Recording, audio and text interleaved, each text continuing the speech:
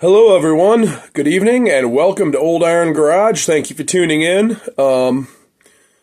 So tonight on the bench, we are starting another project while we wait on some parts to come in the mail for a couple of chainsaws.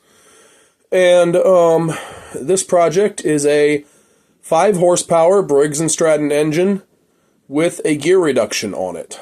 So anyways, yeah, let's take a look at it, and then we'll get to work and see if it'll run.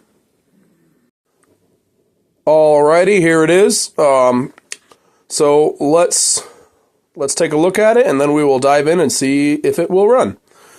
So, first thing I notice is this here. This engine likely was originally on a snowblower. A lot of older snowblower engines had that little shield there. Another thing I notice. Another reason why I think this may have originally been on a snowblower is because that air filter housing clearly is not original. It is not the same color and is not the correct housing for this engine, though it does fit right on and it does filter air, but it's not the correct one for this engine, nor is it original to this engine. And being that this is probably a snowblower engine originally, it would not have even had an air filter. So when somebody repurposed this engine, they likely stuck that on there. So anyways, let's take a look inside the fuel tank. I don't know how well you guys will be able to see down in there. I already took a look, and what fluid is in the bottom is basically black and thick. It just kind of looks like waste oil. And it stinks. So it's been in there a very long time. This handle is either going to need, well, should be replaced. I don't know if I have a spare or not. I'm not going to buy one. But I might do something to remedy that. Fix it up a little bit. I know that super glue does bond super well to old dried out rubber, so I might try to bring that crack together and super glue it, then maybe wrap here with electrical tape like somebody clearly did in the past. That's electrical tape. At least for now. It really should be replaced though. I see we have an engine tin missing here. There should be a little shield there so that the air doesn't just come out here, so that it directs it up here and through the cooling fins around the cylinder. I also noticed that this block is not the same color as the rest of the engine, the head, the tins, the gear reduction. The gear reduction... Don't know if it's showing up well on camera, but this gear reduction is not quite the same shade of red as this. As a matter of fact, it's a little more orange. So I think what we have here is a combination of at least 3 different engines, is my guess. Yeah. So here, we're reducing the output speed. Then here with this large pulley, we are increasing it. I don't know what somebody's train of thought was here, but that's a little strange. Anyway, this... Oh, wow, that's a cast pulley. That's not a sheet metal one. That's a good pulley. Anyway, this is going to come off of here, and it's going to go into my assortment of pulleys. I have a bucket or a box or something of just miscellaneous used pulleys. It's not going to stay on here. We have a muffler that was a very common style on the older 5-horse Briggs engines of this era. Oh, I did check the oil earlier, and it has enough to run, so we're just going to leave that well enough alone.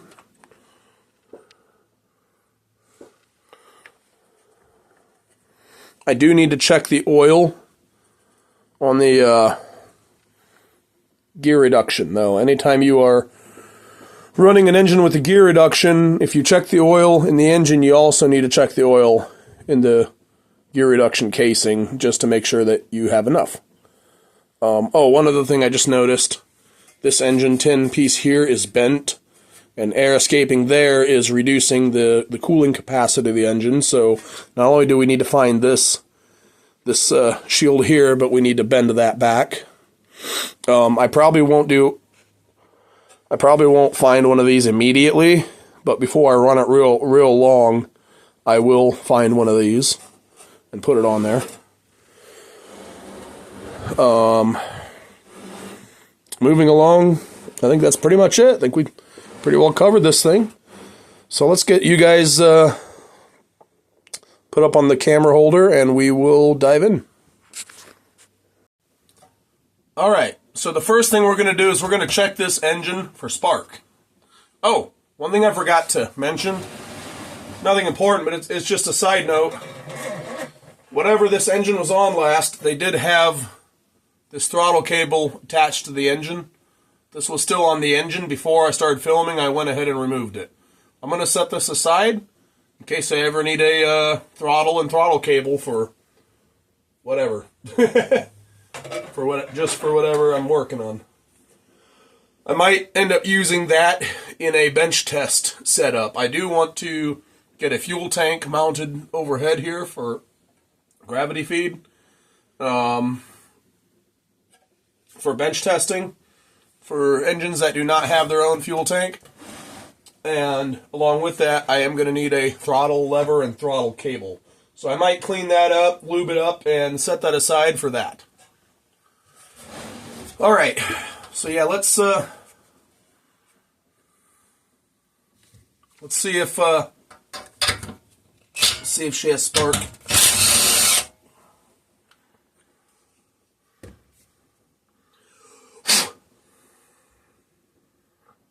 This is a Champion J8C.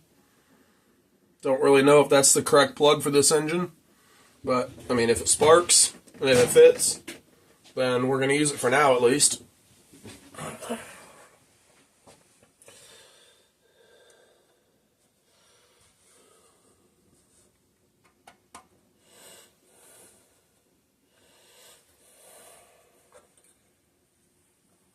Alright, let's take a look.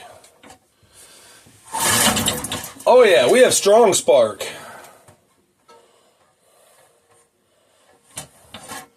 Make sure it does it again. Alright. Let's see if you guys can see it. I'm gonna be looking right here. You see that?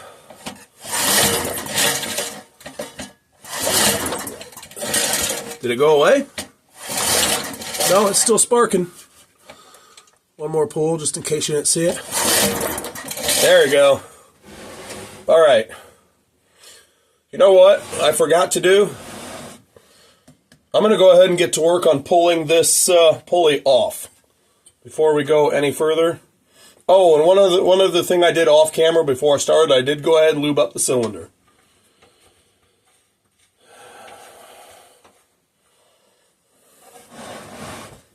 Yeah, let's go ahead and get to work on that pulley.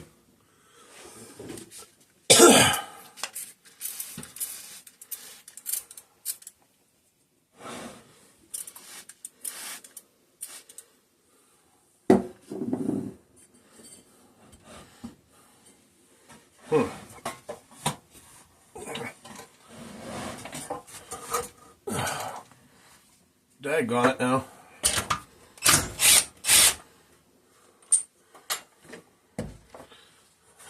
I'm trying to see if there's also any set screws. Surely there's there's a bunch of holes drilled here. There's a whole row of holes drilled here. Maybe about 8 of them? Yeah, 8 of them. If you know what the purpose of that is, please drop a comment and let me know. Do they go anywhere? No. They're just shallow holes. Huh. Okay. Interesting.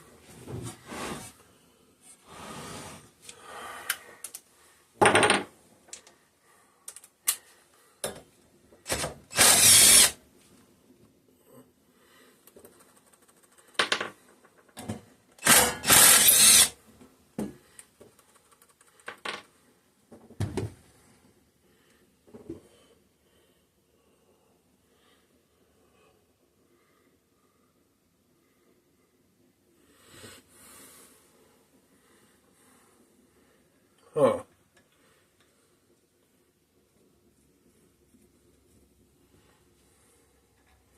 This is kind of a strange setup. There's like this. So the pulley is on a big, I don't know, collar. And I guess this here is to adjust where the pulley sits on it? I don't know. That's strange. I want to try something.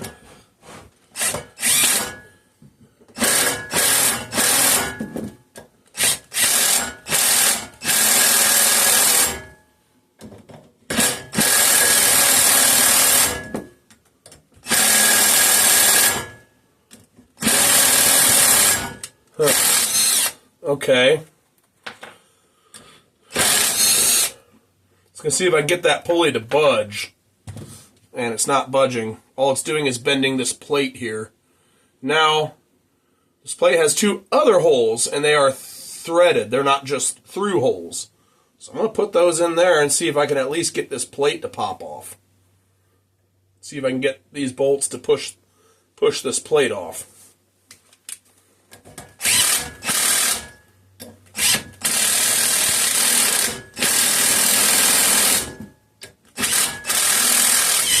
Oh! Huh. Well, it didn't do that, but I just broke free the pulley. Very nice. Okay. So I guess this plate here is not a separate piece from that collar. It's all one piece, it looks like. And now, with the pulley loose, let me just get you guys down here and show you this. This is interesting. Okay, I've never seen anything quite like this myself. I wonder what this would have gone to. It looks like that collar in there is split. I wonder if it's tapered slightly. I don't know. I guess I can take a look when I get it off. So there's the through holes. That one and that one that the bolts were originally in and threaded into two threaded holes in the pulley. Now here's the two threaded holes that I used to push that pulley off of that collar or adapter or whatever you want to call it. I notice that is split, but this is not. So maybe this is a separate piece. That I'm not sure of.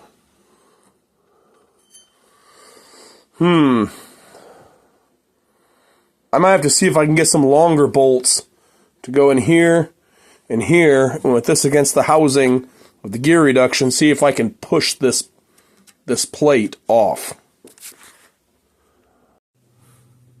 Alright, so while I was moving the camera back, off camera, I just borrowed two bolts from here and here from the crankcase cover, because they were the right size, but longer, and I threaded them into here, into this plate, and we are going to run them into the pulley.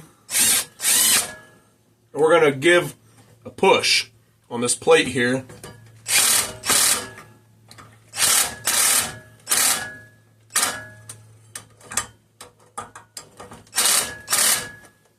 And it looks like it is just like I had hoped. It is walking this piece off. It is walking it off the crankshaft.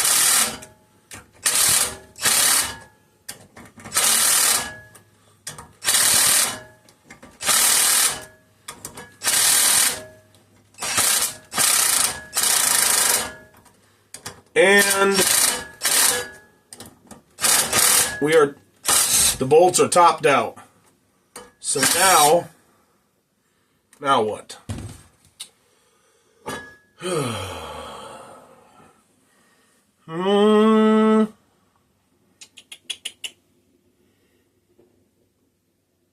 Now what to do? I'm going to put something in here as a shim so I can finish walking this thing off without having to go find longer bolts somewhere.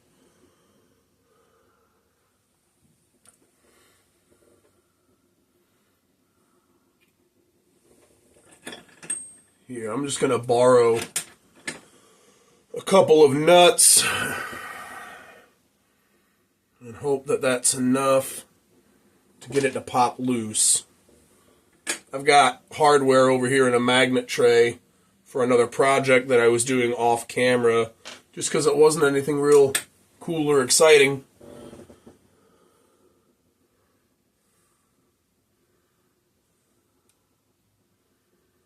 And we are going to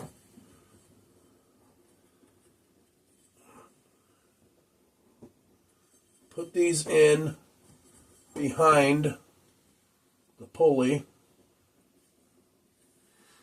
Now we're going to continue walking this off.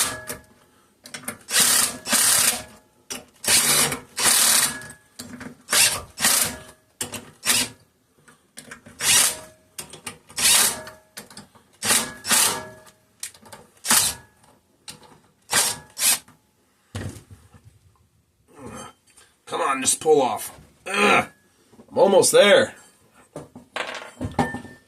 Well, those nuts were not quite thick enough. Okay, what else can I use? Oh, come on, just...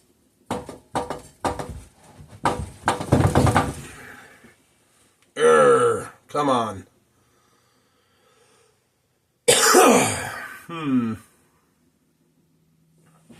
Well...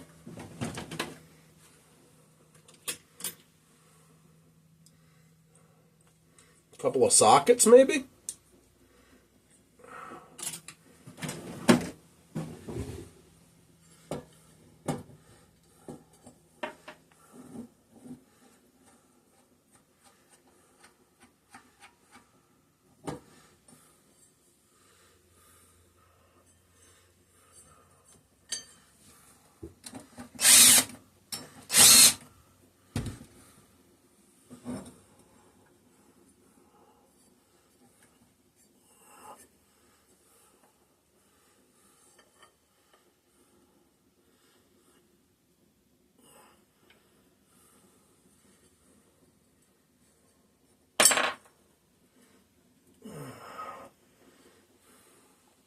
Come on, get back up here. Alright, let's hurry up and run these in before they fall out. Alright, now we can continue walking this piece out. This adapter, whatever you want to call this.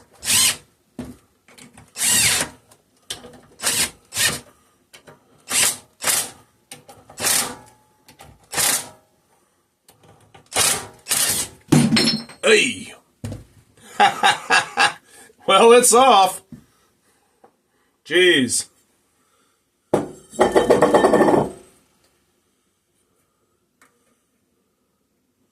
Huh. Something else. There's something else that's a little strange. First, let me get that adapter.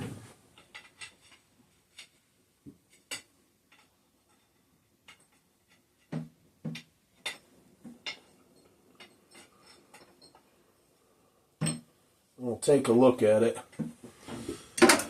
Daggone it.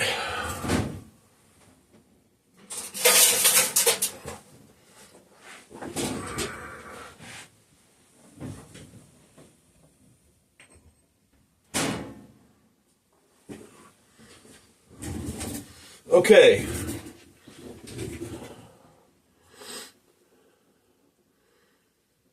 This is strange.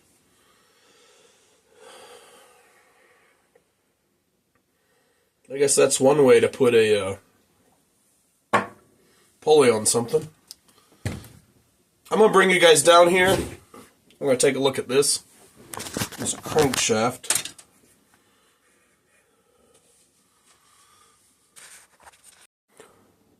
So I've encountered crankshafts like this before, but not too often. What's up with this? One second. What is that?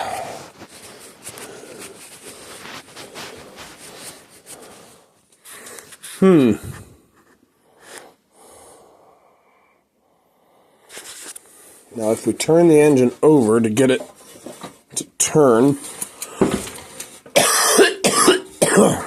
the output shaft of the gear reduction. Look at the other side. Oh, excuse me. This is one of those crankshaft or output shafts that has a hole through it instead of a keyway. I got some saliva down the wrong pipe. What is the purpose of that? Like, what is that? Why do they use that instead of a keyway? I've seen it before. I know there's a reason for it, but I don't know what it is. There's a lot of dirt and grease buildup there. Anyways, let's take a closer look at this adapter. See, there's cutouts there. Here at the end where it looks like it's attached.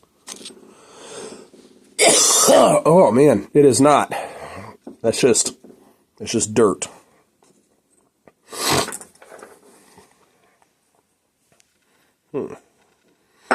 Interesting, that's for sure. Good Lord. So this is that pulley. You can see the two threaded holes. And that pulls it tight onto this adapter. So is this adapter like tapered? Oh man, I cannot stop coughing. It looks like it may have a slight taper to it. Maybe. If it is, it's very slight. This has provisions for a keyway. Oh, I apologize. I don't know what's going on. I can't get that saliva out of my windpipe. But there's no keyway here. But I guess if that's tapered, it doesn't matter that much. Because it's gonna tighten down on there with those slits in there.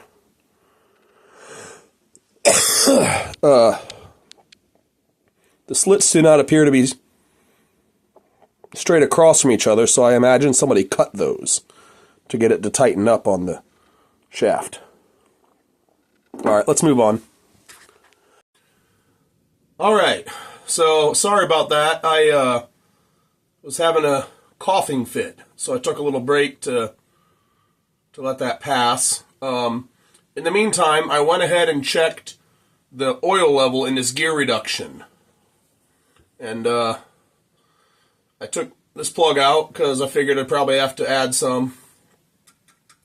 Took out the oil level plug. Didn't see any oil, so I stuck a little pick down in there as far as I could. And I'm not even touching oil at all. It come back clean. So this is very low in oil, so it's a good thing I checked. So we're going to add some oil. What I have here is used motor oil. It came from oil change in a previous small engine, one of the 3-horse Briggs that we just, or 3.5-horse Briggs that we just recently done. And I'm just going to, because I don't know if this engine is even any good, I'm just going to put some used oil in here to top it off. Because that's a lot better than no oil. And if I find out that this engine is good, then I will, when I change the oil in the engine, I will also change the oil in the gear reduction gearbox. So we're going to start slowly pouring some oil, a little at a time. When I start to see it come out, I will hurry up and put the plug in. For all I know, there might not be any oil in this gear reduction, in this gearbox.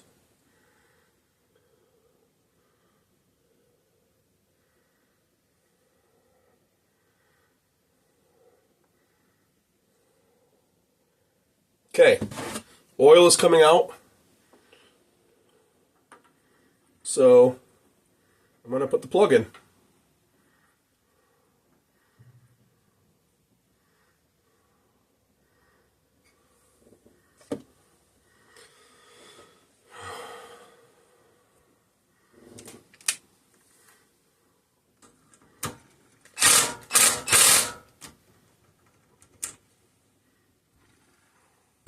And that's that.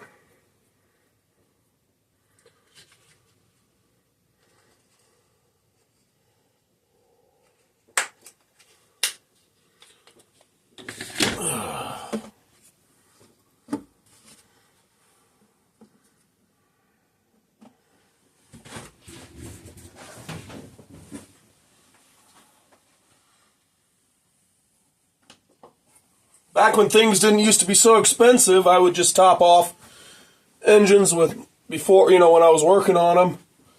Didn't even know if they'd run. I'd just top it off with fresh oil. Didn't think much of it. But now that everything's so expensive, I am topping non-running engines off when I'm working on them. Don't know if it's going to be a good running engine or not. Don't know if it's worth the fresh oil. So I'm starting to top them off with waste oil. Which, it's not really going to hurt anything. It's not like I'm going to run it for, 1,000 hours on waste oil. When I say waste oil, I mean it's just motor oil. It's not motor oil, brake fluid, tranny fluid. It's not all that stuff. It's just used motor oil. It's what's supposed to be in it. So, I don't see any harm in that.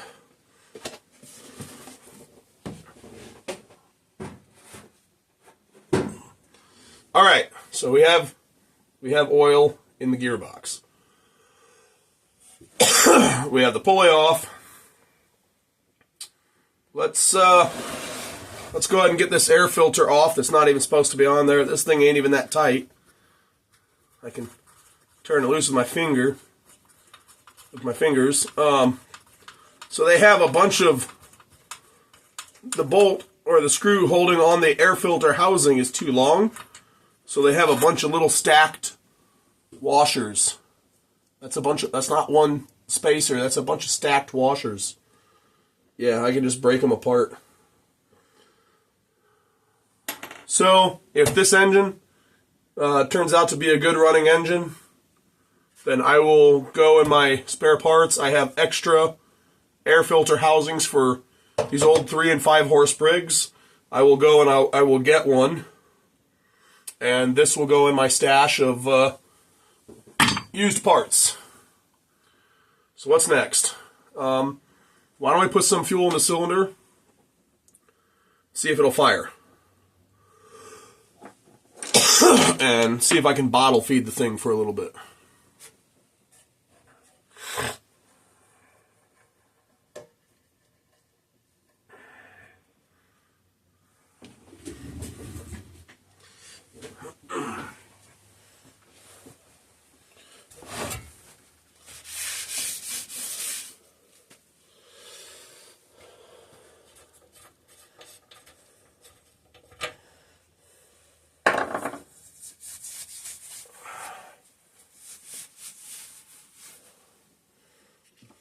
So I got some 2-cycle oil here.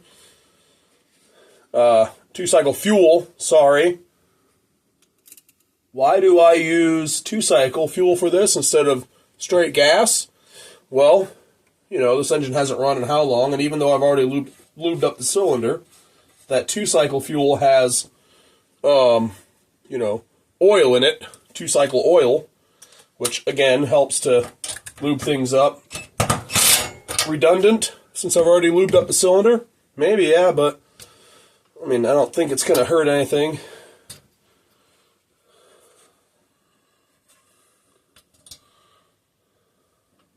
Alright, see if she'll fire.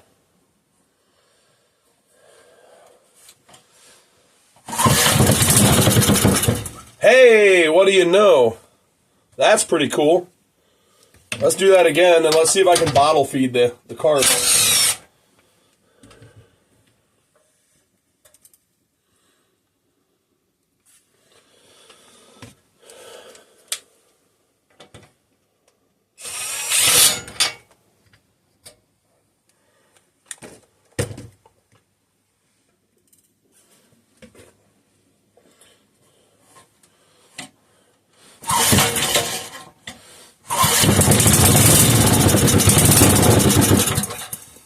Oh, I didn't get it to it fast enough.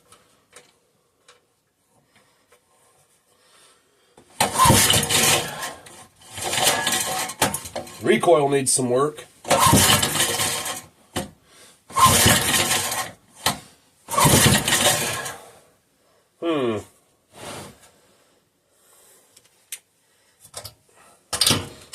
I'm going to put more fuel in the cylinder this time, so it'll hopefully run a little bit longer.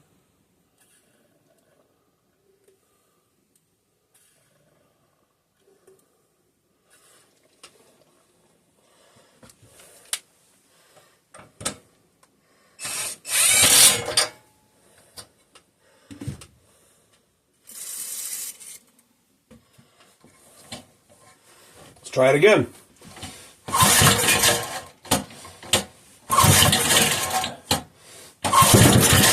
Oh, she tried.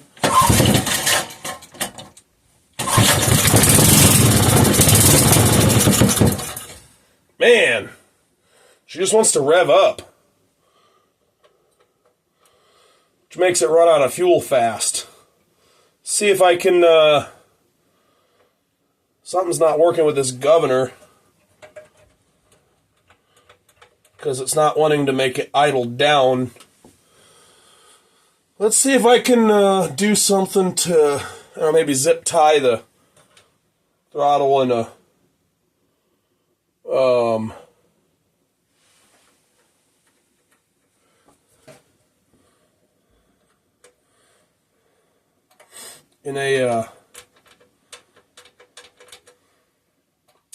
idle position.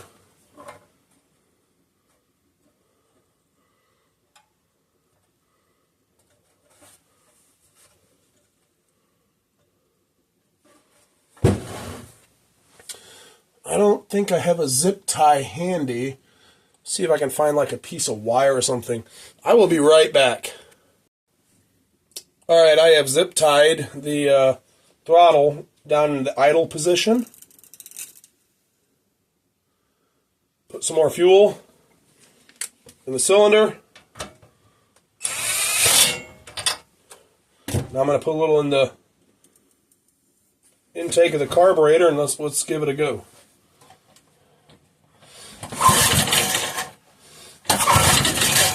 Come on now.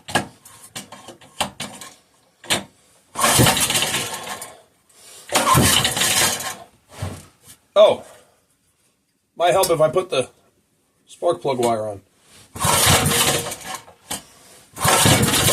Come on, girl. Oh.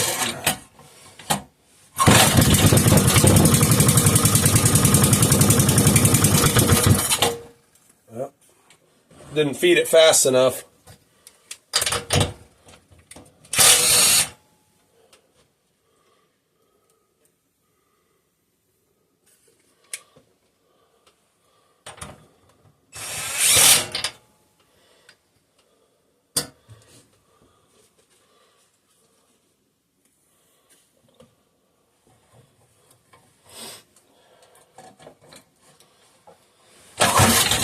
Come on. Oh, man. This gets tiring.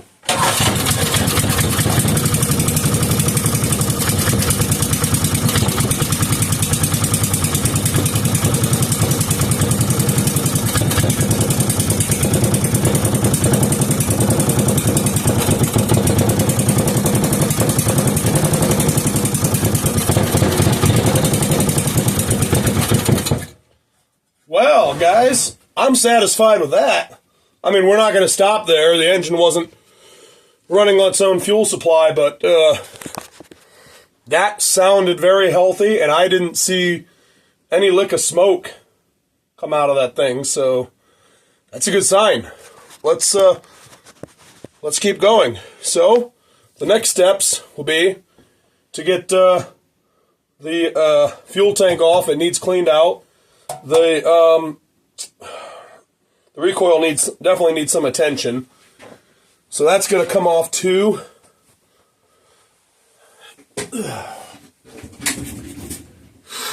Actually, I gotta go do something real quick. So I will bring you guys back in just a little bit. Alright, I'm back. Let's get back to work.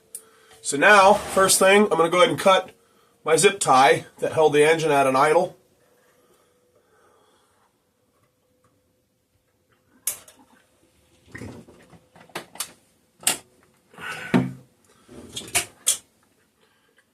Don't need that anymore.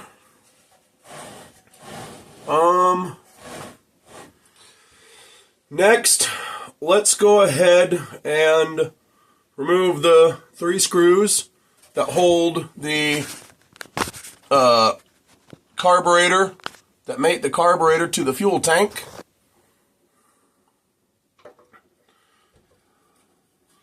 Man, I am pumped. This is going to be another good running engine. Like, usually when dealing with old engines that get pulled off of stuff, and you don't know the history of it, it's just an engine sitting by itself, it's not on anything. You know, you usually, if you got a whole bunch of them, you usually run into some that are like, no good. But I've had like a run of like, this is like my 5th or 6th one in a row that seems like it's going to end up being a good engine. So I'm on a roll here.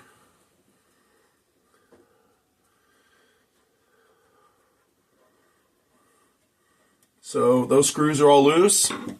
So now let's get the fuel tank off. Oh, that's a bigger bolt.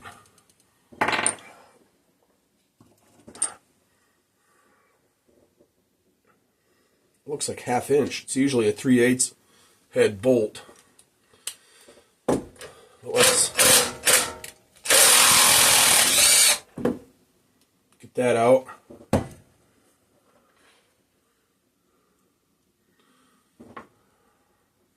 So now we should be able to just...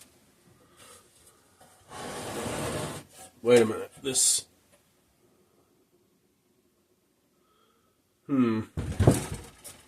I forgot. Part of the governor is actually on the lower tank bracket as well as the kill wire. I've just disconnected the kill wire. I'm trying to think. Do I have to take...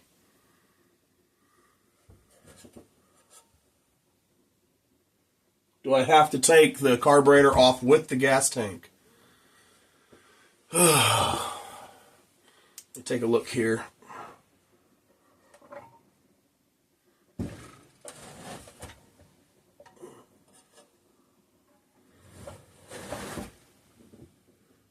I should be able to get this spring disconnected right here as it sits. And then I can take the gas tank off and then the carburetor off. Should be able to take them off separately.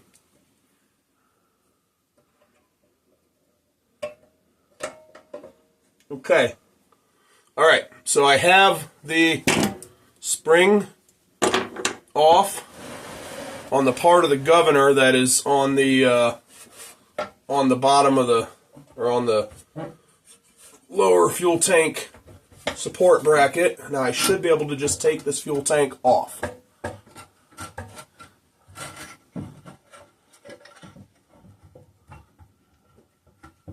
Yee. Looking here at the primary pickup tube, the bottom of it, the screen, is all black here. Just goo, black goo. Ugh, from old fuel that smells very much like varnish.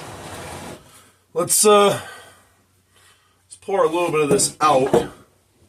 Do I have any little bowl in here? I don't think so. I'm just going to pour it onto this rag, and you'll just have to look at it as I'm pouring it. And you hear that? There's something solid down inside here. I don't know what it is. So let's take a look. See what this looks like. That is it's black. It looks like waste oil, but thin.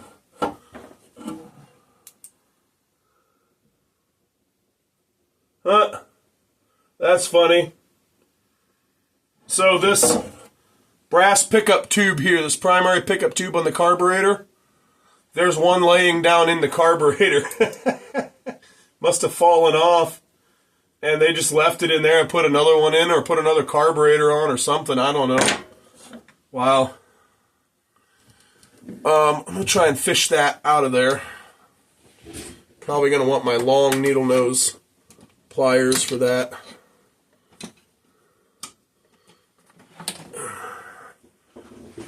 Here we go.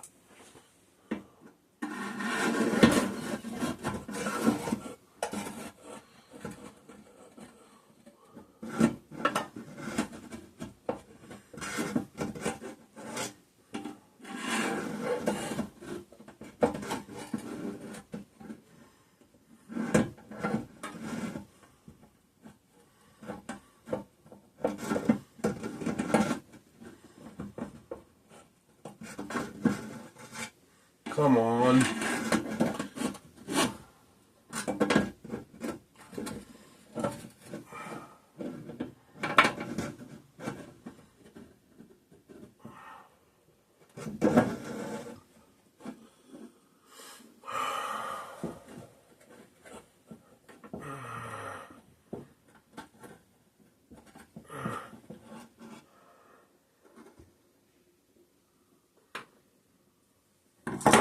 Here we are.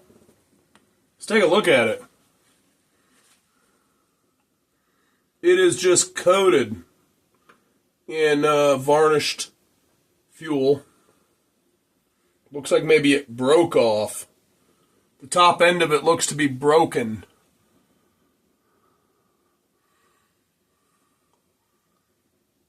I don't know how well you can see that, but I think well enough to see that it's a jagged edge. It's not like a clean cut edge.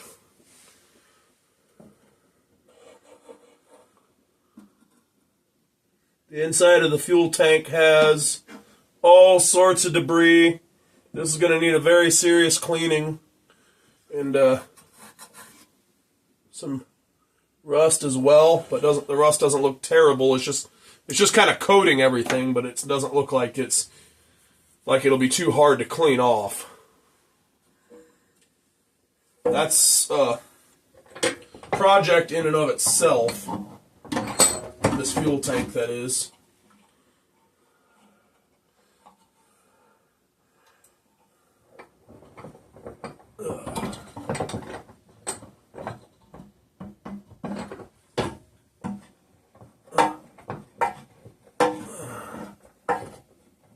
I'm just going to set this here for now, just so it has somewhere to set out of the way. Now let's get this carburetor off of here. Oh, these are messy. These long nose needle nose pliers, it's a cheap pair, but they work well, and they've come in handy I don't know how many times. I found these in a truck in the junkyard. They're not perfect. They're a bit rusty. They were seized up when I got them, and the jaws are kind of like that. That's exaggerated, but the jaws are slightly off from each other, but they still work. They still serve a purpose. So at some point I will upgrade to a new pair, probably a set of Pittsburgh ones from Harbor Freight, and I'll put these aside with some other extra tools I have to piece together a toolkit for my son when he gets a little bit older and starts taking interest in following me around and learning to work on things. Those will make a fine first pair of long nose, needle nose pliers for, well, either one of my sons. I have two. One that is biologically mine and one that is mine by choice.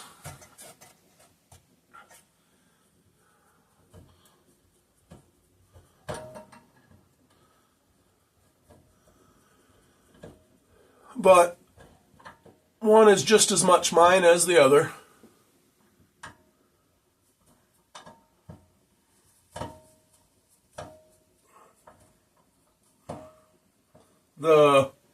My son that you have seen on a few of my videos in the past,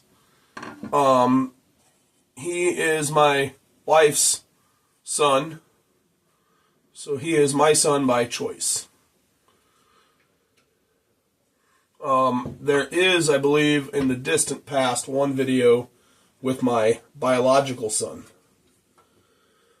It would be a video of him riding, when he was real little, riding on a Boland's Husky 650 garden tractor with my dad. Anyways, so now we are down to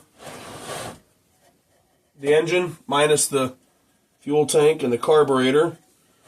So diving a little deeper, I see that this bolt down here is missing that holds the recoil on at that corner.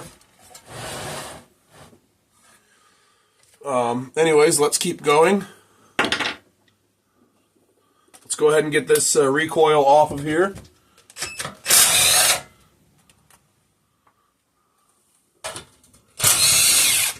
Ooh, and that bolt is incorrect. It is about twice the length of what's needed, but it's missing a washer. I'm going to throw a washer under it and continue to use it.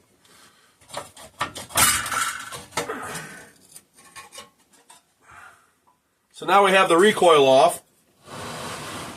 Let's go ahead and work on this recoil.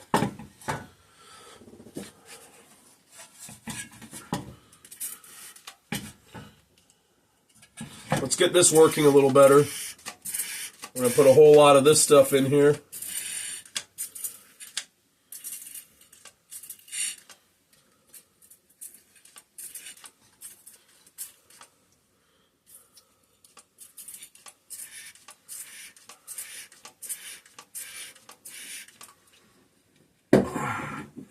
And we're going to just start to work that in.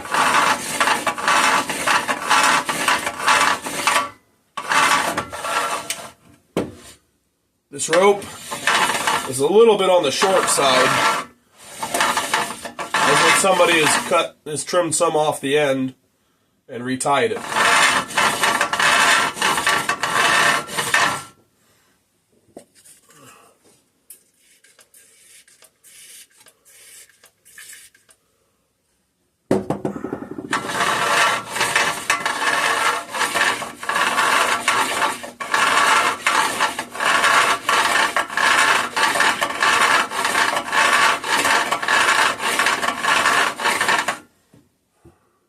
Alright, so that's worked in real good. It's freed up quite a bit. So now we're going to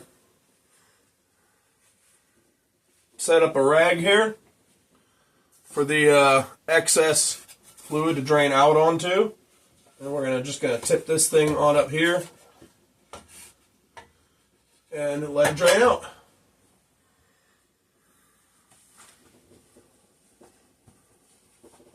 So what's next? Well, I'm going to shoot a little bit of this penetrating fluid in. There's this tiny little hole in the end of this recoil clutch. That makes a perfect little spot to shoot some penetrating fluid into, because if these things sometimes these things kind of bind up and squeal when the engine starts running. I didn't hear it, it didn't happen when we had this thing running briefly, but I'm going to do it anyway.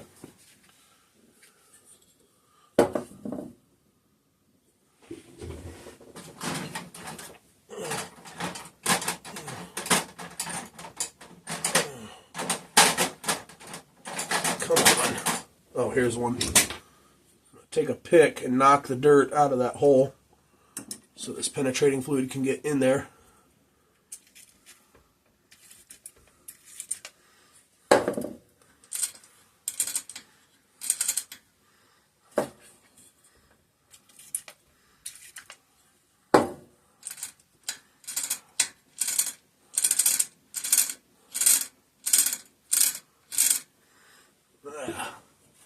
Sounds to be lubed up nicely. Now we have a mess on the bench. We'll clean that up.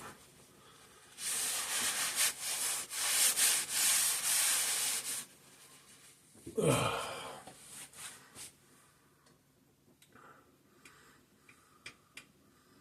governor seems to be moving nice and free, like it should. I'm not sure what in the world was... I was worried that there was something wrong with the governor because this carburetor, I had to zip tie the throttle in the idle position because it was wanting to just stay wide open throttle. Like, it was free and moving, you see. See, it moves, but like, I don't know, something about it, it was not wanting to stay, it wasn't wanting to pull down in the idle position. That's why I kept running out of fuel as soon as it would fire. So, I was thinking maybe it might have something to do with the governor, but it's not. The governor is moving like it should. Take a look at this. Let me knock these screws out so I don't drop them on the floor.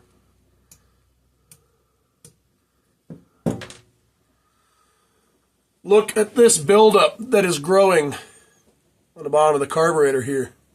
It's like crystallized. I don't know what that is. The intake boot appears to, the breather boot here appears to be in good order. It's not all cracked up like they usually are. It is a little on the hard side, but it's not cracked or broken, so that's a plus. The gasket here on the bottom of the carburetor seems to be okay. I mean, it looks a little bit weathered, a little bit worn, but I mean, it's intact.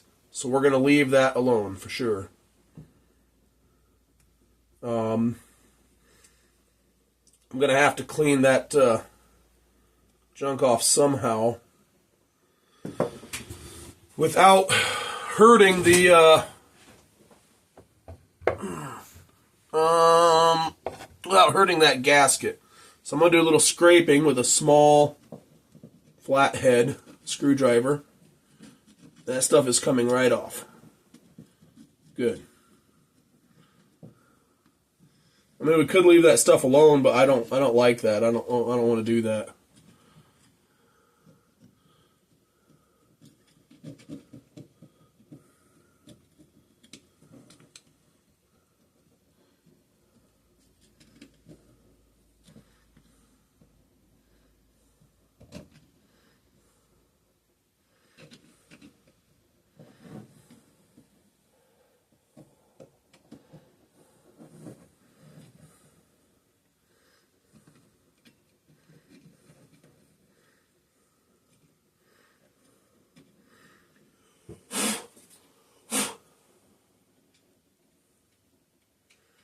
Let's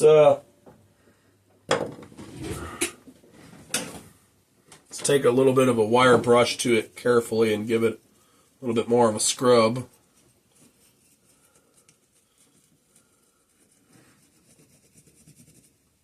All right, that looks pretty good. So I got those cleaned up. All that, whatever that stuff was growing there is gone. Let's go ahead and dive into this carburetor. This thing's pretty dirty. I really should just give it a bath, but I'm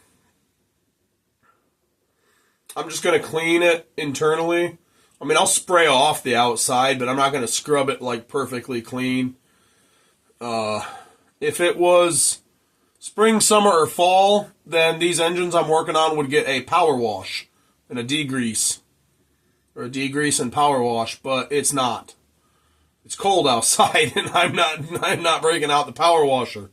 So, yeah, I'm just going to clean this carb up a little bit.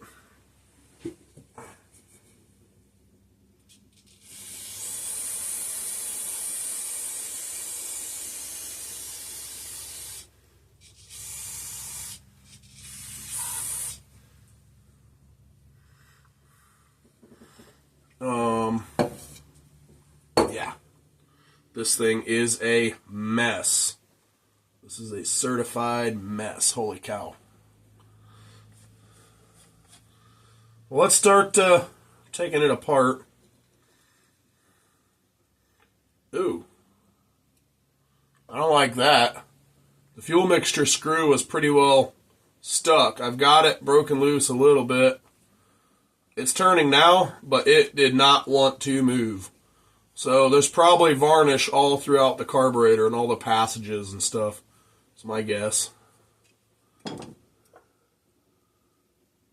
The needle on the end is surprisingly clean. It just, for some reason, it just didn't want to move.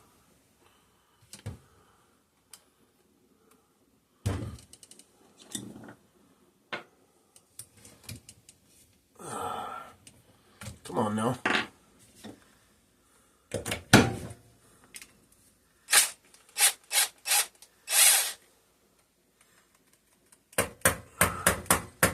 Come on, get off of there.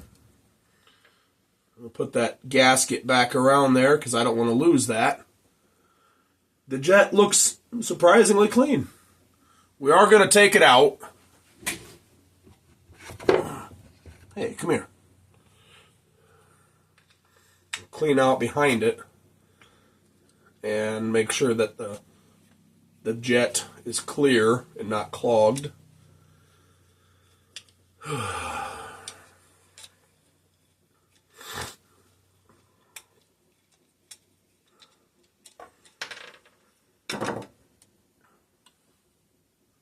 Well, I can see through the jet. That's a good sign.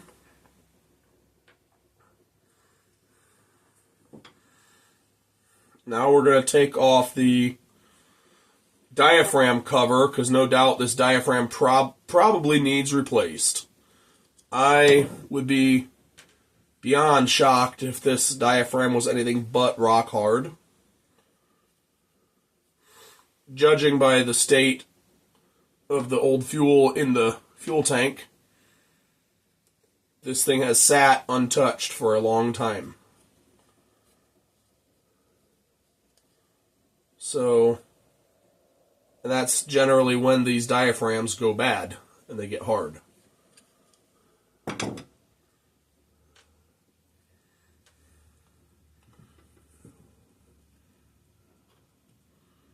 This diaphragm cover is going to need a little convincing to come off, I'm sure.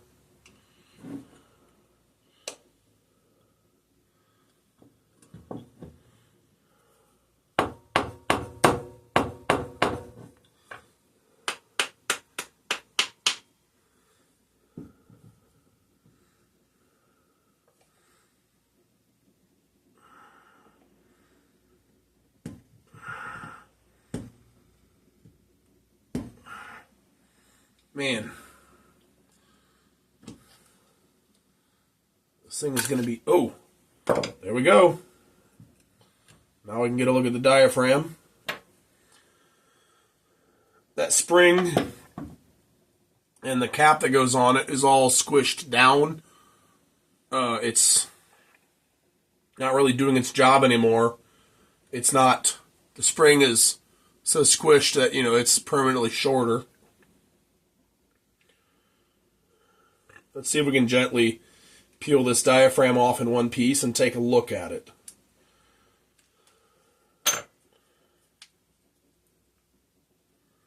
Yeah. Do you hear that when I push on it? Here it goes pop. Yeah, that is hard. I can't see any light through it, holding it up in the light. So, I mean, there's no holes in it, but it is going to get replaced because it is hard.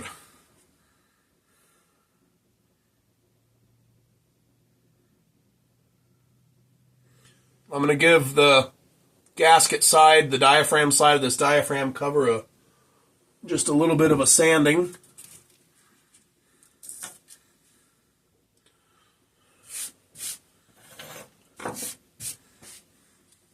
To make sure that it is not warped, and to make sure it has a good clean sealing surface.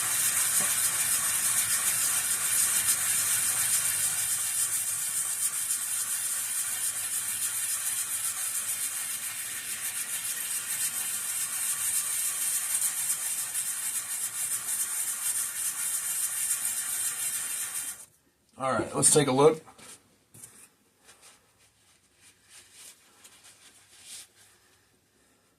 Oh yeah, that is warped pretty good. So, in looking at this, you'll see near each of the screw holes, it is shiny. That's where I was sanding.